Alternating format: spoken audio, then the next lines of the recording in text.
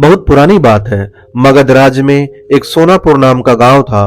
उस गांव के लोग शाम होते ही अपने घरों में आ जाते थे और सुबह होने से पहले कोई भी घर के बाहर कदम नहीं रखता था। इसका कारण डाकू अंगुलीमाल था। डाकू अंगुलीमाल मगध के जंगलों की गुफा में रहता था। वह लोगों को लूटता था और जान से भी मार देता था। लोगों को डराने के लिए वह जिसे भी मारता उसकी एक उंगली काट लेता और उन उंगलियों की माला बनाकर पहनता। इसलिए उसका नाम अंगुलीमाल पड़ा।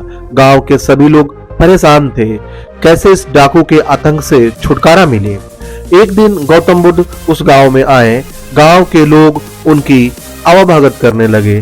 गौतम बुद्ध ने देखा कि गांव के लोगों में किस बात को लेकर दहशत फैली है। तब भगवान बुद्ध ने गांव वालों से इसका कारण पूछा। ये सुनते ही गांव वालों ने अंगुलीमाल के आतंक का पूरा किस्सा उन्हें सुनाया। अगले ही दिन भगवान बुद्ध जंगल की तरफ निकल गए।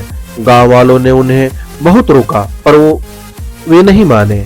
बुद्ध को आते देख अंगुलीमाल हाथों में तलवार लेकर खड़ा हो गया, पर बुद्ध उसकी गुफा के सामने से निकल गए। उन्होंने पलटकर भी नहीं देखा। अंगुलीमाल उनके पीछे दौड़ा, पर दिव्य प्रभाव के कारण वो बुद्ध को पकड़ नहीं पा रहा था। थक हार कर उसने कहा, रुको। बुद्ध रुक गए और मुस्कुरा कर बोले, मैं तो कब का रुक गया हूं। तुम कब ये हिंसा रोकोगे?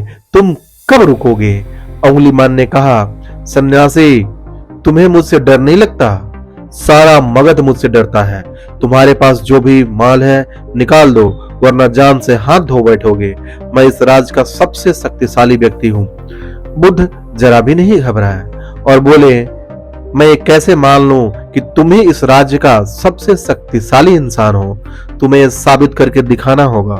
अंगुलीमाल बोला, बताओ कैसे साबित करना होगा? भगवान बुद्ध ने कहा, तुम उस पेड़ से 10 पत्तियां तोड़कर लाओ। अंगुलीमाल ने कहा, बस इतनी सी बात? मैं तो पूरा पेड़ उखाड़ सकता हूं।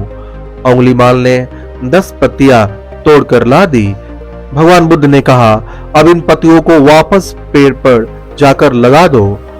अंगुलीमाल ने हैरान होकर कहा, टूटे हुए पत्ते कहीं वापस लगते हैं क्या? भगवान बुद्ध बोले, जब तुम इतनी छोटी सी चीज को वापस नहीं जोड़ सकते तो तुम सबसे शक्तिशाली कैसे हुए?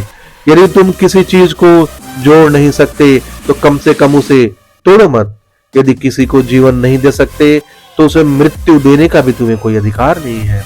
ये सुनकर अंगुलीमाल को अपनी गलती का एहसास हो गया और वह बुद्ध का शिष्य बन गया और उसी गांव में रहकर लोगों की सेवा करने लगा।